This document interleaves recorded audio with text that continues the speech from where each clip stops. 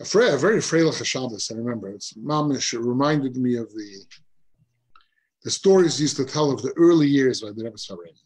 Yeah, you hear the tapes, Purim Tashin Tezayin, Purim Tashin Chai. It was Shabbos after Purim, Tashin Memhei. And to begin, I would say the end of Purim that year was Thursday night was Fabrengen. At the end of Fabrengen, the Rebbe said that whoever wants to say L'chaim or Mashka, I wouldn't take Zrizos. And I'd like to be Matzia, the Rebbe says that one person should say Ad L'yada to be Yaitze everybody else. Everybody's trying to grab L'chaim from wherever they can. And I was waiting to see, who's going to say L'chaim to be Yaitze everybody. And it didn't happen. So I'm wondering if the Rebbe continued from that, something was missing. It was Fabrengen, a surprise Fabrengen, 2 days after Purim. Tez Zayin Adar. The Rebbe starts talking about the Gemara, there's a question of the Gemara, why can't we read the Megillah on the 16th or the 17th of Adar? And the answer is because the Pasuk says, La Yaver, you can't go past the 15th. So you lay in the Megillah only till the 14th, and Yerushalayim the 15th, and that's it, you can't lay in anymore. But nevertheless, the Rebbe says, since a question the Gemara, Kasha the Gemara is also a Torah, is also. Therefore, it seems like the 16th and 17th have a stronger connection to Purim than the rest of Adar, even though the whole month it says, the whole month was changed to Simcha. But nevertheless, these days have a stronger connection to Purim. And then, after the Sikha, there was talking, some people say L'chaim, they ever turned around to his name Steinmetz. He used to write poems in the Chabad magazine at one time. And they were told to say L'chaim in a big cup. They was looking at him from the corner of his eye, making sure that he finishes the cup. And as they finished, they ever started applauding him, so to speak. He finished his cup. The next Sikha, the Rebbe says that there are people who their job is to write the Sefer Torah. A Sefer, it says, you have to be very, very careful. If Chas Hashem, you write a Reish instead of a Dalet, or a Dalet instead of a Reish, you can machir v'elamis. Therefore, says the Rebbe, comes a Sefer, and even on Purim, you have to be very careful. You can't say L'chaim, so you shouldn't Chas Hashem be machir v'elamis. Comes the Shabbos after Purim, Shabbos you can't write anyway. So now he can say L'chaim. And I'm hoping that the Sefer who I'm talking about will not cause me dafka to say Shmoi v'Shem Imai, especially as it's Negeh Imai lately. So that time Zirkin was saying Kaddish for his mother. As soon as the Rebbe finished the Sikha, the Rebbe looks up at the bleachers. So Rabbi Zirkin takes a small little cup, and the Rebbe goes, who are you making fun of, a little cup? So immediately somebody gave him a big cup, said L'chaim, the Rebbe goes like this, say a second time.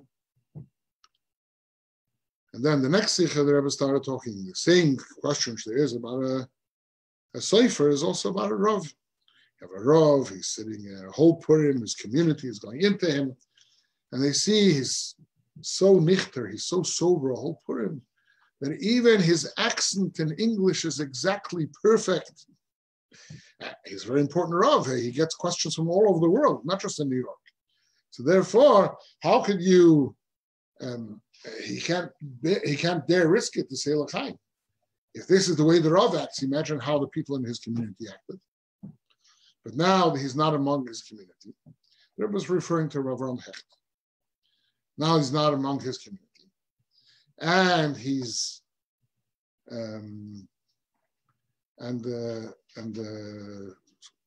whatever. So then he should make sure to say L'chaim Ad L'yada, and if there'll be enough room, if it's possible, he can even go and dance. And I hope also he won't force me to say his name, but will immediately say L'chaim. And by the way, there are mentions of the Sfardim. They were starting in the middle of the Sikha, they were talking a whole thing about the Sfardim. The Sfardim were disturbing them for Mi Yehudi to be fixed. And anyway, so So immediately he got up right after the Sikha and he said, L'chaim, 2 big cups. Then another Sikha, the Rebbe says,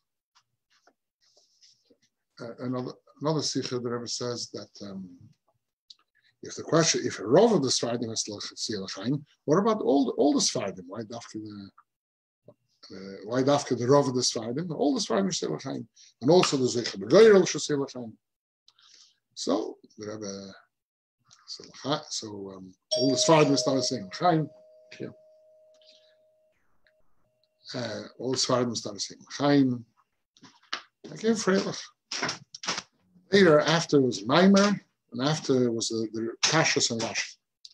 After the Kashas and the Rashi Sikha, so the Rebbe says, many times the Rebbe asks in a Rashi Sikha, the Rebbe asks a Klotz Kasha. So the Rebbe says from one Klotz Kasha to another Klotz Kasha. If we're talking about the Sfardim, what about the old Ashkenazim? It says in the Megillah, Yeshnei Am Echad. There has to be one nation. Everybody has to be together. Therefore, everyone should say L'chaim. What should the Rebbe saying? Everyone should say L'chaim Al Yada.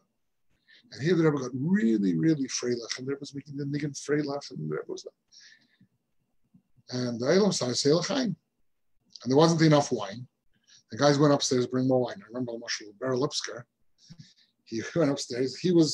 They brought wine. Later, there was enough wine for everybody. They emptied out Meir Halik's locker upstairs, and they brought down wine for everybody. I remember Ber Lipsker climbing through the crowd, carrying 2 cases of wine.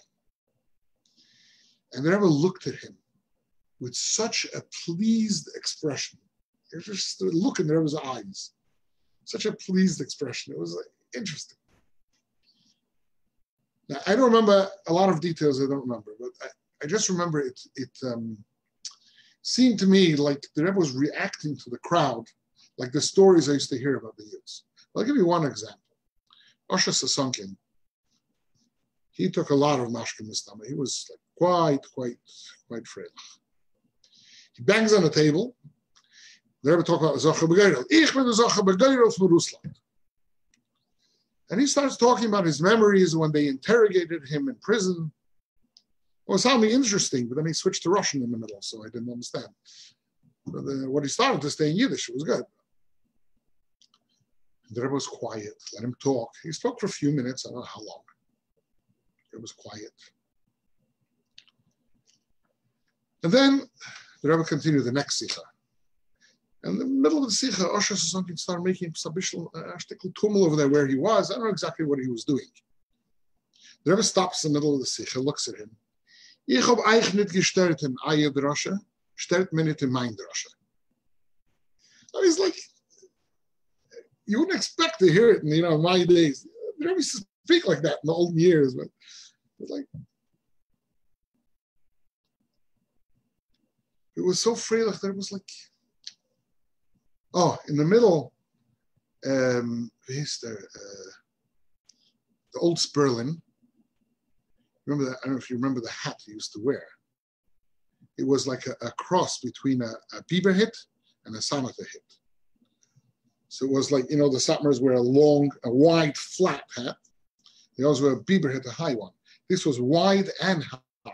So it didn't look like a regular Bieber hit. It was wider. And it didn't look like a Satmar one because it was very high. Well, that's what he used to wear. It was what it felt, that material. And he started dancing there with Usher Sasankin. Usher Sasankin used to wear a flat cap. Not the Russian one like Mendel Putavas. The other kind of flat cap. A lot of people wear this flat cap. Not like a policeman. Can't hear you. You're mute. All right. So he used to wear... Not a casquette? Casquette, whatever, yeah. I mean, in English, you call it a flat cap, in England at least. A cap which comes to a peak. Okay. Not like Remember Futafas. It was different. A lot of people wear it, especially in the summer, So the Rosh Hashanah would wear that. So they switched hats. And they were dancing next to the Rebbe's chair. It's the only place with his room. The Rebbe turns to Razil Chazanov. He should join them. He should also dance with. It was like, you know, a yachas to the, at least to the older people, which they always did years before, and they started feeling comfortable. I guess that's why Osher Sonkim took the great guy to start talking. There was mamish so freilach, mamish freilach.